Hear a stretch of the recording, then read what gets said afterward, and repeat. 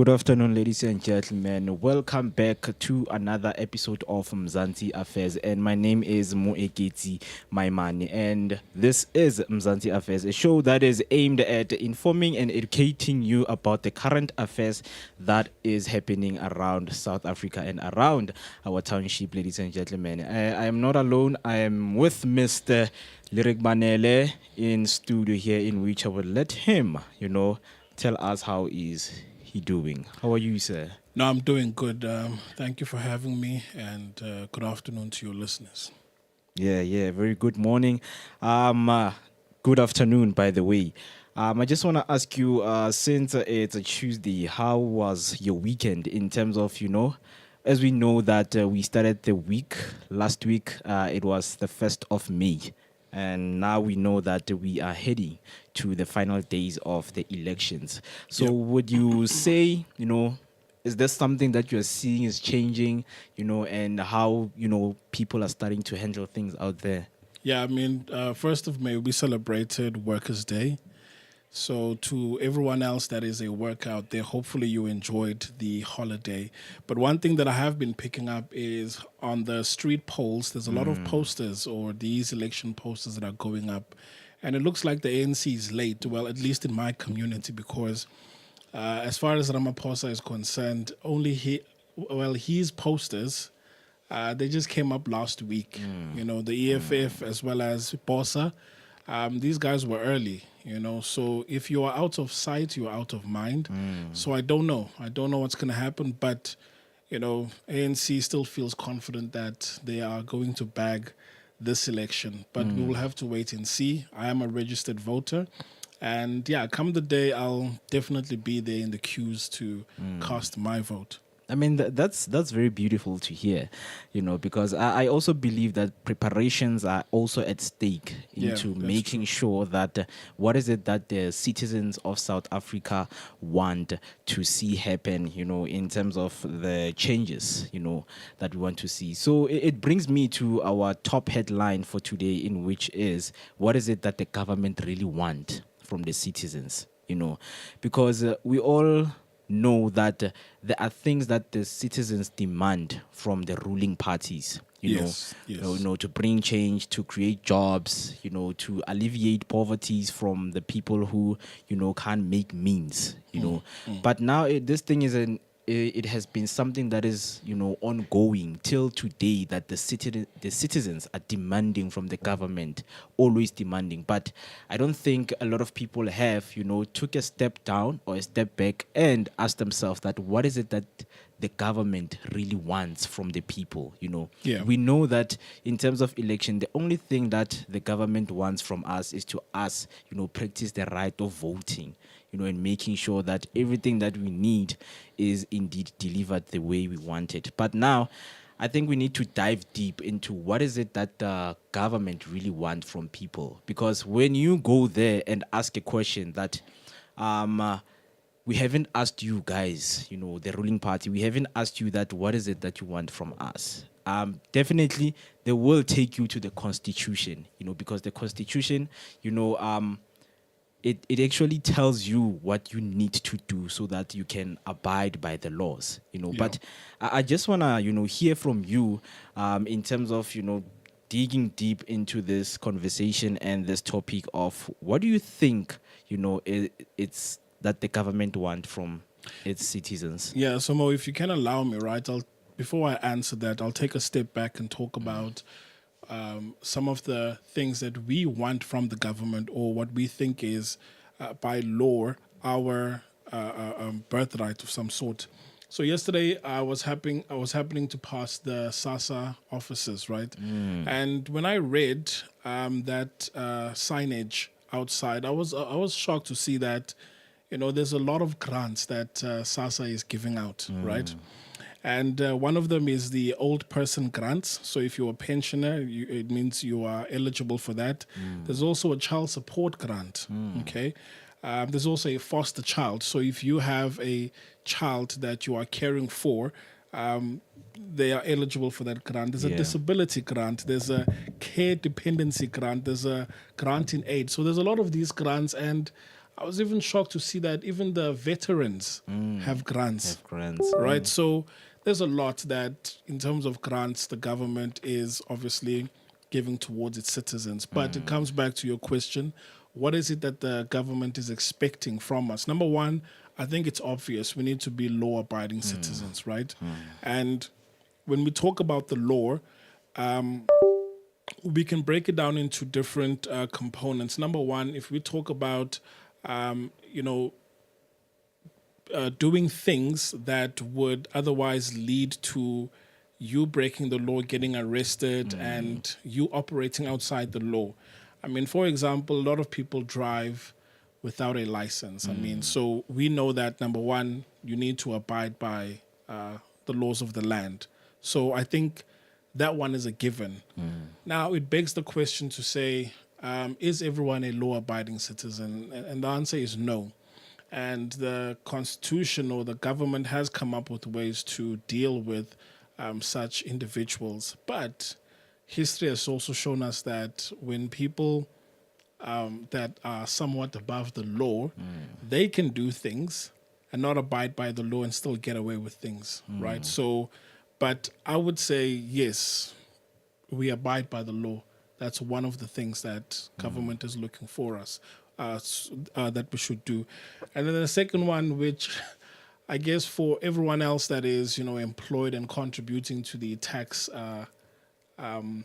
bracket, they will say that government wants us to, contribute to the country and by paying tax. So whether you're a business or you are an individual, you have to pay tax because this is how the country is ran. That's where the money comes from. So, yeah, as an employee, obviously they will take tax before you get your salary. But as a business owner, the onus is on you. Or if you do get paid outside the country and you need to manage your own taxes, then the onus is on you to make sure that you pay the taxes so that the country can operate. So these are the first two things I'll talk about. That number one, we need to abide by the law, right? And then secondly, we need to pay taxes. I mean, we always had cases of people, evading tax. And I also believe it's something that we need to dig deep in terms of looking at why do really people evade tax, Do you think it's against the law to avoid tax? It's against the law. Yeah, because there was an interesting discussion between the two dynamics, avoiding tax and evading tax. Yeah. Because as a business owner, right, you will still have to pay tax, but there are certain things you can do so that you pay less of it. So if you are to become like a SASA, for example, where you start giving to NPOs, NGOs, and you create a section, a corporate social investment section in your business, then you can get tax breaks, right? And then you pay less, right?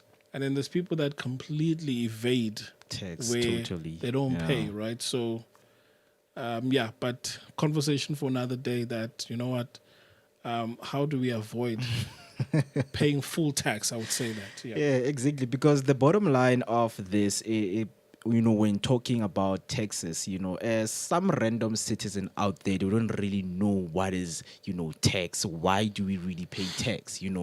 Do I have to pay for something that I have actually worked for?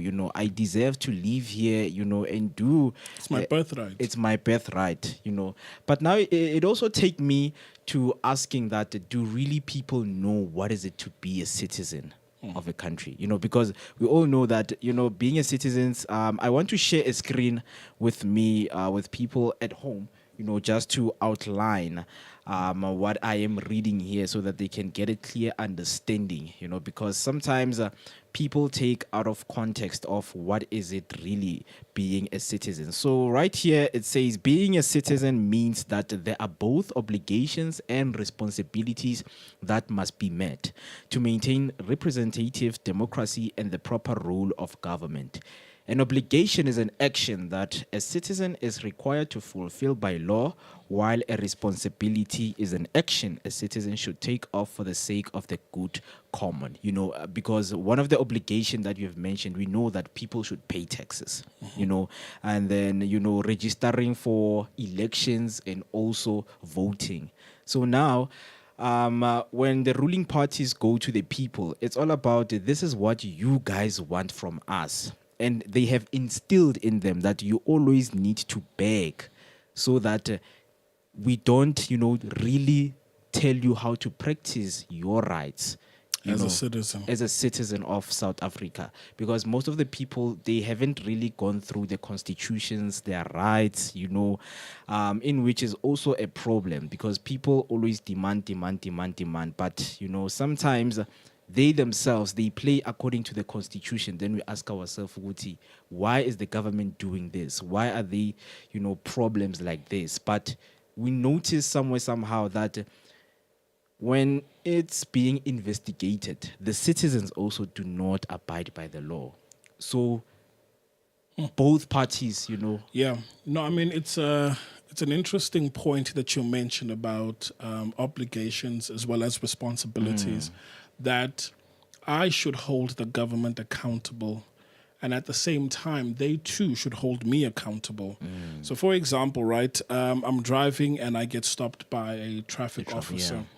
Now, if I want to pay bribe, right, I'm also contributing towards the high levels of corruption. And by me doing so, it means that I have not withheld my obligation towards my country. And that also, tomorrow when we have issues where robots are not working or traffic lights are not working, we will then say government is not doing what they're supposed to do. All right. But now this does become a vicious cycle where they too accept bribes, we give bribes, and then we are caught up in this loop of corruption, and there isn't a way forward. So it is an interesting point that you mentioned about obligations and responsibilities towards each other. I do have the right to drive on a road that's not full of potholes, because whenever I hit a pothole, in fact, it should be the other way, where if I hit a pothole and I'm a law-abiding citizen that pays tax, then I can then go to the government and say, this road is not roadworthy. Why is it even allowed for me to travel on this road? So you should go and fix my car. And at the same time, if I do not do what I'm supposed to do, the government can also hold me liable for my actions, of which, when we talk about court and the law, this is where everything comes together. So, yeah, it is a symbiotic relationship. And I'm thinking, even from a small scale with relationships, I have a duty to you, you have a duty to me. So, I think, we can explore that further with regards to, there are things that we want from the government, right? And there are things that the government wants from us. So I fully agree.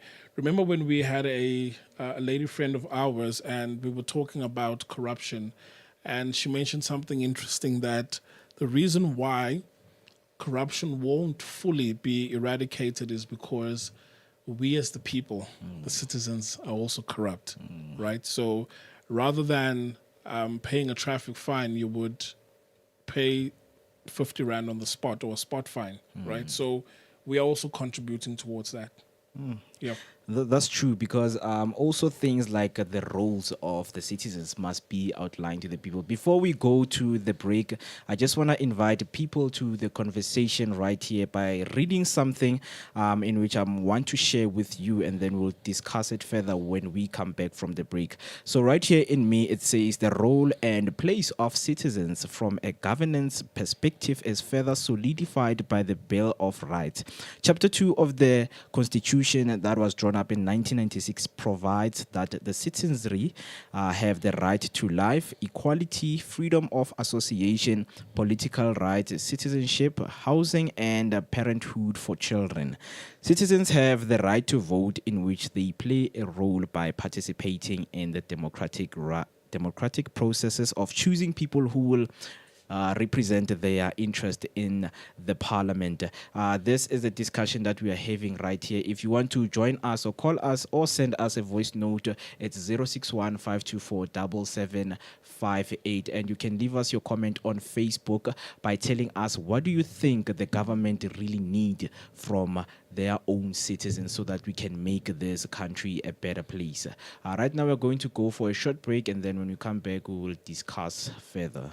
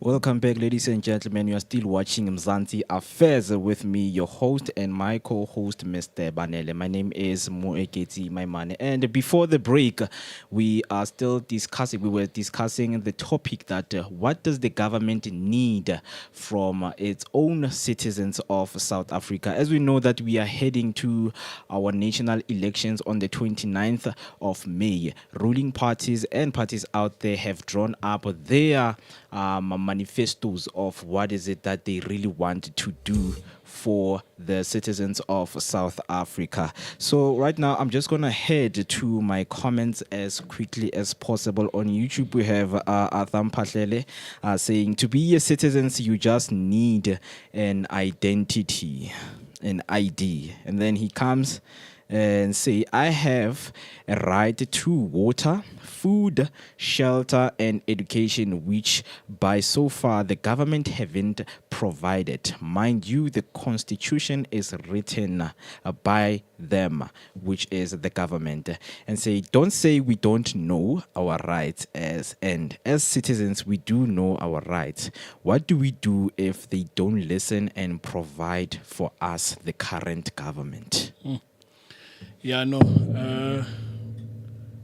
These are all good points, right? And I think with today's topic, it was to uncover what's your role in this country, right? So it's true that there are holes that needs to be plugged and filled, but we know that in a democratic country, we have the right to vote into power whatever party that we want that will bring about the change that we are looking for. Hence now, as we are approaching the elections, we are hearing a lot of these political parties promising the citizens that they will give the basic rights like food, water, shelter, free education, and so on.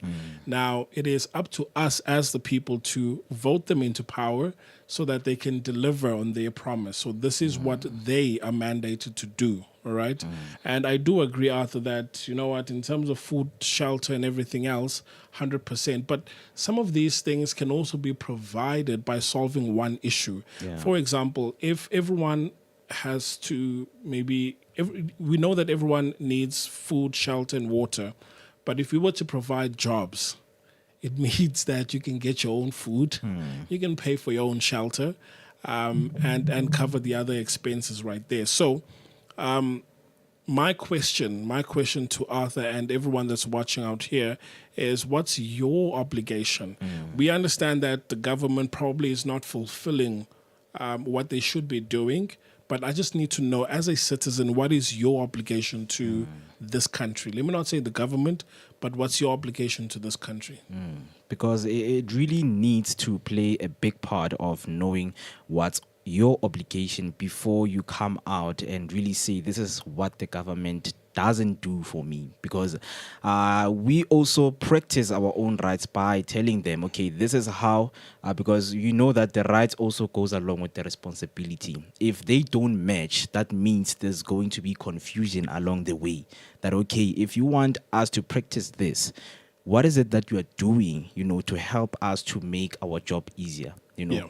So in terms of how the political parties have presented themselves, in making sure that the people, get what is rightfully for them, because we know that in communities, citizens exercise the power, this what we call the power over decisions, related to the general affairs of a community, So it's like, okay, when we sit down and write down everything that needs to happen, what kind of leadership do we want, in which direction do we want our community to actually go into, because as citizens, people want different things, as much as you want water, food, electricity, there are people who are saying, you know what, guys, instead of getting these things free, we know that we also need to play a very big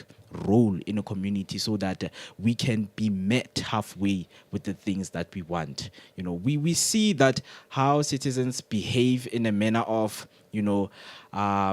ruining infrastructure, ruining the roads, making sure that, whatever that has been placed in the paper, that this is what needs to happen. And then people come, destroy what has been built.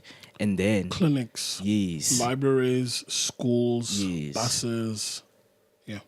I mean, even when I put myself into the shoes of people who are in power, and then, okay, if somebody demolishes this thing, if I build it again, what are the chances of them, demolishing, but if you see people are trying, they're cleaning, maybe they're trying to build brick by brick, I'm like, okay, we'll do it for you so that it can be something that will last for long, So it's an ongoing debate, in terms of what the political parties are really promising us, in terms of what is it that needs to be provided to the citizens, Yeah.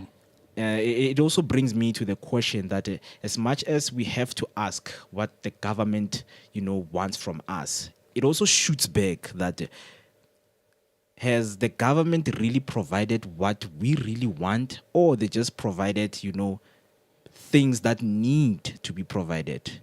Yeah, no, that's a very interesting one, because I got to have a shocking revelation, I think 2 weeks ago. So I was down in the Cape, right?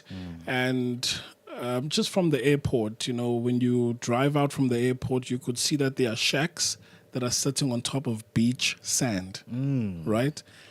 So what does this tell you? There's no foundation, right? So the shacks can just Swept away. be swept away just like that. But something interesting, because I was talking to the driver and he said that, you know what? I started by saying I've got a friend that's from Cape Town that came up to Joburg to pursue his or her dreams.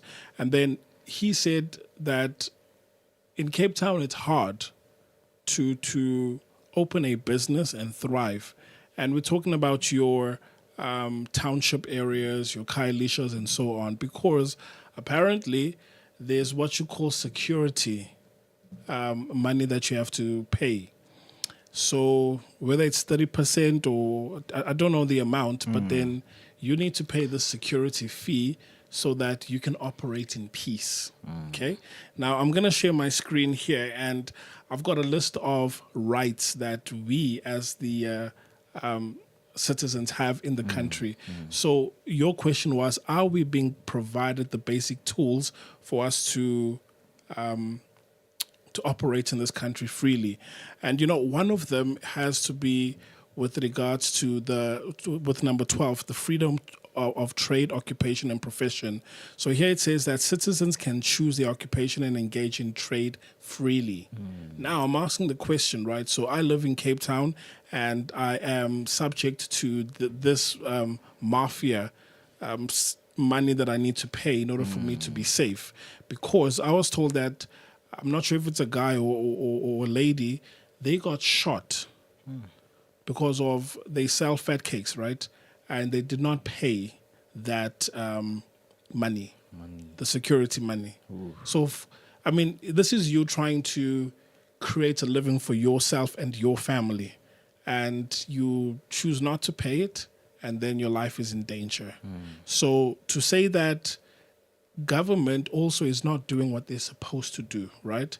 And I think what should happen now is that when we start having the conversation, we should stand face to face and say, these are my obligations. I have done everything according to the Constitution. Have you done yours? Right? Because it's pointless for me not to do what I'm supposed to do, but yet still ask that you do what you're supposed to do, right? So when it comes to that trade and occupation and profession, we should operate freely, but I don't think we are, okay? So here, I'm just going to take you through these 14 points. The first one is equality. A lot of people have not experienced equality. That we know for a fact, right? And then the second one is human dignity. So everyone has inherent dignity and the right to have their dignity respected and protected. And, with the rise of social media, we've seen that people get, dragged and all of that. Everyone has the right to life. And this one is quite deep, because maybe it could also mean that whether you want to take life away, but topic for another day, freedom and security of the person. So again, it boils down to the communities are not safe. What about our policing system? Are they doing what they're supposed to do? For me, I feel like not as, if they are, then they need to step up some more. Privacy, right? We come from apartheid and a 4-room house and your family of, let's say, 6 or 7, there's no privacy, right? The walls are thin, and even if you are having conversations, there's no way that you will be, that your privacy will obviously everything will leak, right? And then freedom of religion, belief, and opinion. To a certain degree, I might say, okay, all right, it's not like other countries where you are being persecuted for being a Christian or Muslim. So that one I can sort of agree with. Freedom of expression, somewhat yes, right? I mean, we can say what we want, can we? Yeah. Okay. And then to assemble, demonstration, picket, and petition, we can do that. Freedom of association, political rights, freedom of movement and residence, we can stay anywhere. But I don't know. I mean, what's this place again where it's only Afrikaners? Orania, right? So, but then again, it's private property.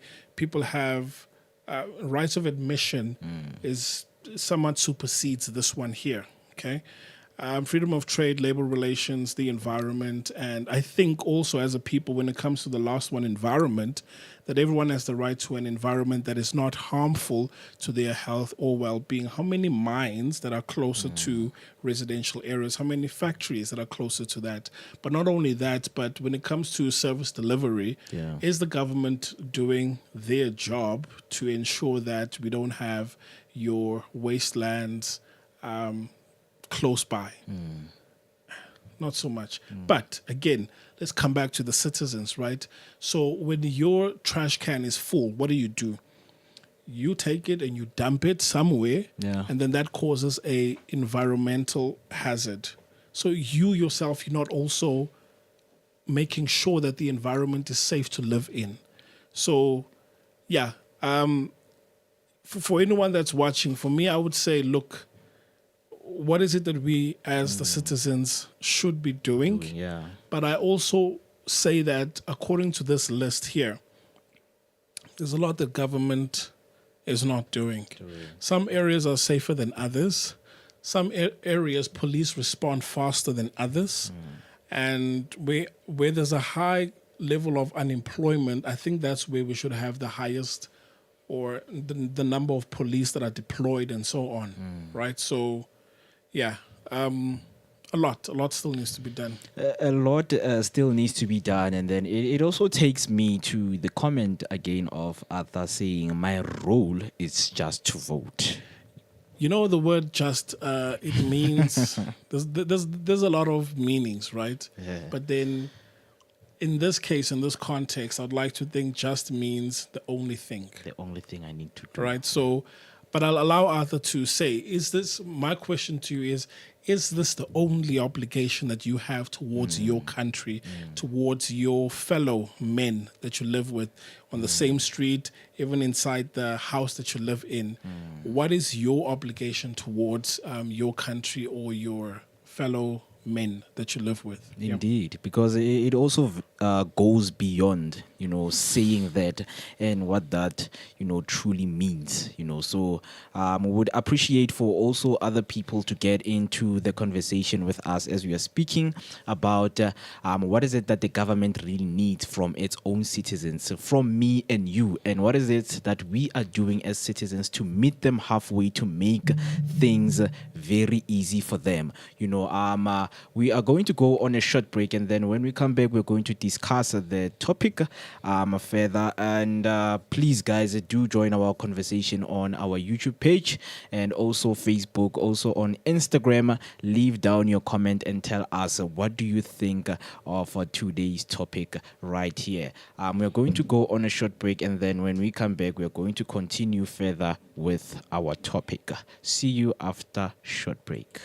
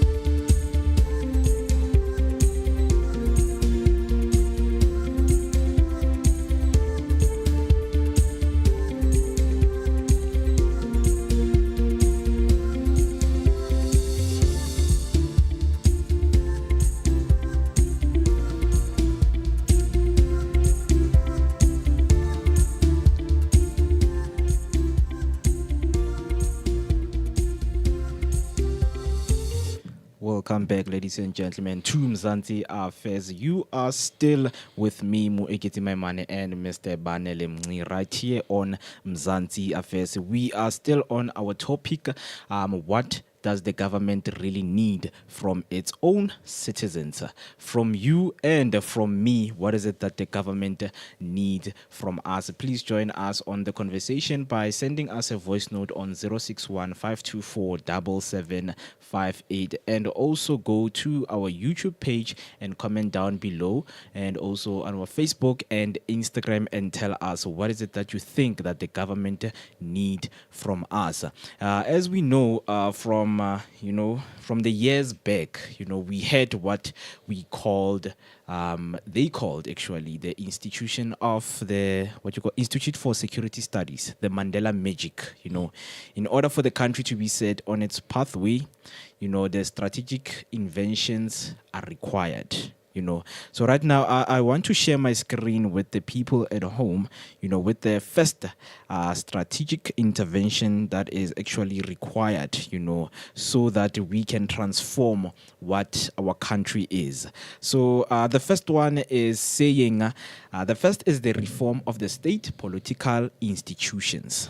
Parliament in particular, to bolster accountability, implementing the recommendation of the Van Zyl-Slabbert Commission would go a long way in facilitating accountability between party leadership over rank and file legislatives, representatives, and the voters who latter purport they represent. So I also believe that people are actually taking part into, what is it that they want to see transforming, in the country, because I believe that is what every citizen want to see. In one of the things that we have noticed that in the manifestos, there's no much talking about changing the constitution. So it's all about, we also believe, other people believe that, these things of, water shedding, load shedding, unemployment is a strategy of, making sure that the constitution doesn't change, because you wouldn't want the constitution to change if you don't have water. So rather take the water and let them protest that they want water. They vote, we give them water. Just like that, it continues and continue, but it's not something that, we should be looking at. But now the real transformation needs to happen. And another thing is the education system, You read my mind.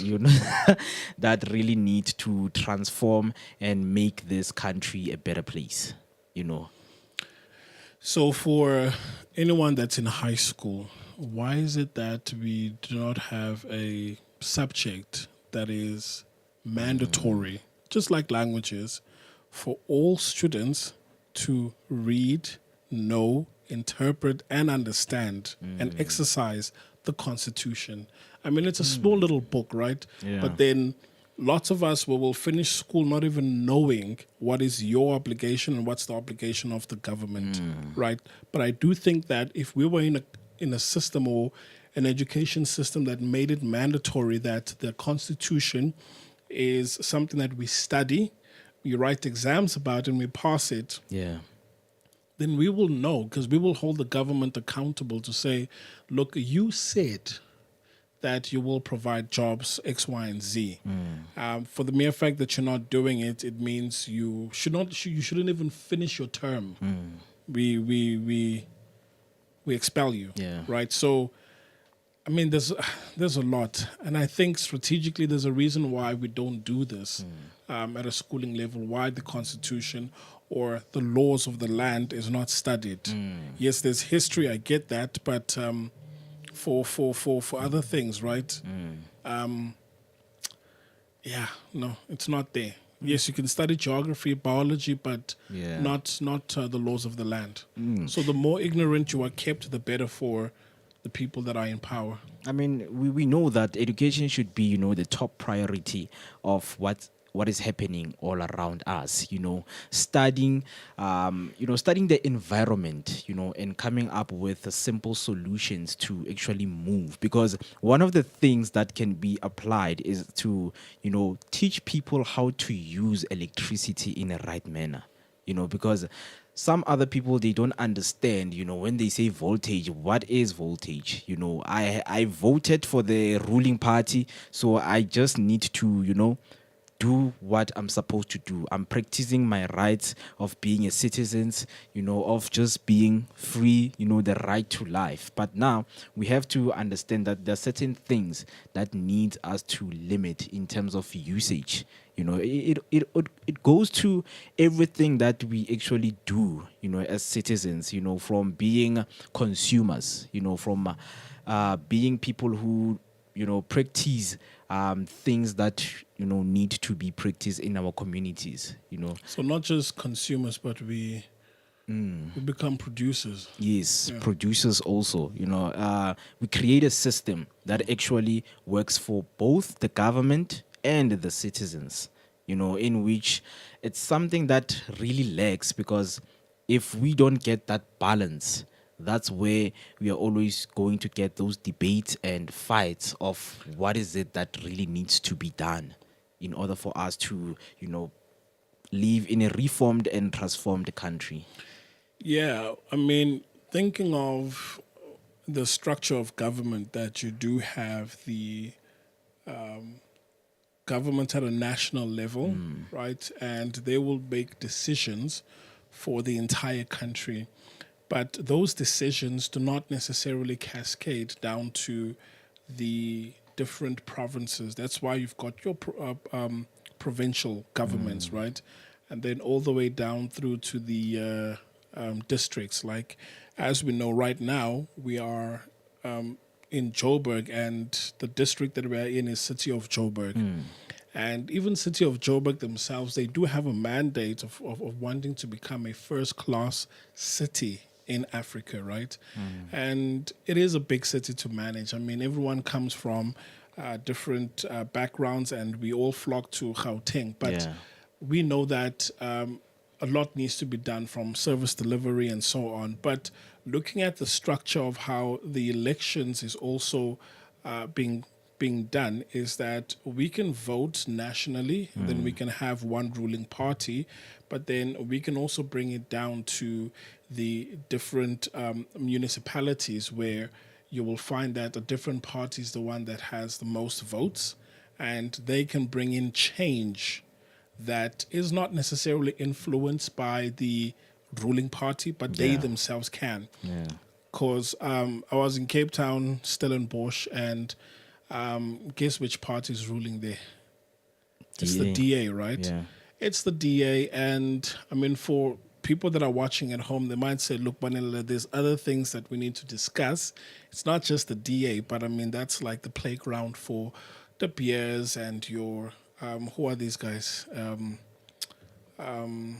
Stein, what is it? Oppenheimers. The Oppenheimers, that's, So that's their playground. Obviously, they've got influence on how they govern that area or that land. And you can tell that it's a different country altogether. It seems like it's a different country. You've got Italy, and then inside Italy, you've got the Vatican. The Vatican, less than 1,000 people population, but it's governed, it's got their own rules and so on. So I think also, rather than thinking that ANC at the top, that's it, we should also start making sure that we do influence our local communities. So when we, in the near future, start voting for the local elections, then we as the people can also influence change on the ground. That, you know what, this is how Dobsonville or this ward will be governed. So I remember when this Action SA was campaigning to say, look, they want to transform Dobsonville, so let's make Dobsonville an Action SA zone. Okay, well, it didn't work out, but either way, these are the ways in which we can influence your local government so that change can be effected in that area alone. So yeah, to the people watching at home, something worth considering, that It's not just the national elections that we are going into, but then the local ones are very important, because although you can have the ANC or whatever party right at the top, you can still have that small party at the bottom. So if this was a Christian community, then, could create a political party centered around the values and ways of doing of Christianity. And then we know that here, this is how we do things. We get funding from the government and we effect change how we want it for this community. Yeah, so, but then again, it still comes back to, if every person plays their part, we should be moving forward. So rather than looking at the low level stuff like, is everyone getting water? Like, this is the stuff that we shouldn't even be thinking about. We should be looking into, okay, so everyone has water. How do we compete on an international scale? How do we bring factories, or how do we make the area cleaner than, what it is right now? But I guess for me, in a nutshell, I would say that people need to do some reading on what's their responsibilities, and then knowing the Constitution, so that you too can hold the government accountable for some things, as well as even holding your counselor to say, councillor, when this is your mandate, for the mere fact that this and this and this happened, and I gave you enough time for you to fix it, it means you are not doing whatever. So it means then I can, do this as a response to you not taking action. I mean, in terms of taking action, we know that the response that we get, from local councils and, from provincial, it's something that when you ask them that, okay, this is what we need to happen. We need you guys to fix our potholes. We need you guys, to restore water or electricity. So they tell you that, these things, they actually go, in departments, that this one needs to report to this one until it gets down. When the problem is here, it needs to go up. And then when it comes down, there's also a procedure that needs to be taken, in which it also takes us to, working together, because we know that lately we see the weight that's called coalition, in which parties, get to partner up, and, rule in a certain place, but now, how is that going to happen? Because they themselves, they are, divided, so it's like, how is this thing going to be possible if parties themselves, don't fight to be together so that they can make citizens to become responsible? Because as much as we need a lot of things from them, they themselves need to see that, okay, if one has this power and they don't get to deliver the way they need to deliver, that means we need to work together, in order for us to take on the challenges that, we are facing. True. But now it also takes me that as much as we speak of responsibilities, it has been said that the responsibility can turn into an irresponsibility, in which it makes it a challenge for those, in the governance area. It also affects them that you want us to take care of you, but now you are becoming irresponsible. Yeah, and I've got a perfect example, because just here at Dube, right, there was a housing project by the government, but then just next to Dube, there's a hostel. And in that hostel, they were telling the citizens there, or the occupants there, that, look, you can get a place that has your shower, kitchen, 2 bedrooms, living room. I would say a standard house or a place to occupy. And the only requirement was that you will pay monthly a small amount. I mean, compared to what other people are paying, this is just a small amount so that you can dwell and occupy those premises. Yeah. So they said that, what, we are not going to pay anything. And if you are going to bring people from outside, when I say outside, I mean outside the community or outside the hostel, right? If you are going to bring someone, we're going to dilapidate the place and destroy everything. So one of two things needs to happen. Either we go, we occupy those premises without paying, or no one stays there. And it's the latter. Same is true, I think, Middlelands. Just when you go down to close to Mzimhlope, there's fully built, like first brick. It's everything is done, but no one stays there. So the people are like, no one will stay here. If we cannot stay here for free, no one will. Now, it's true, government fulfilled their promise to housing, and the responsibility or our irresponsibility in this case is we're not going to pay, right? Who's going to maintain those buildings? Obviously, no one will, right? So, again, I mean, Gauteng is crowded. There isn't much space. And for the little work that has been done to ensure that we do get the housing, people are like, no, we're not going to pay. So I think that's a perfect example of irresponsibility. Yeah. Yeah, to everyone who have joined us today, we would like to say thank you so much, and we would really like to, impose idea that you need to, play big roles in making sure that the communities are taken care of, and also you need to take into consideration of practicing your rights in a rightful manner so that everything can be easy for everyone and, the rest of the South African citizens. So in conclusion, what would you really like to say, when it comes to making sure that people really know how to practice their rights?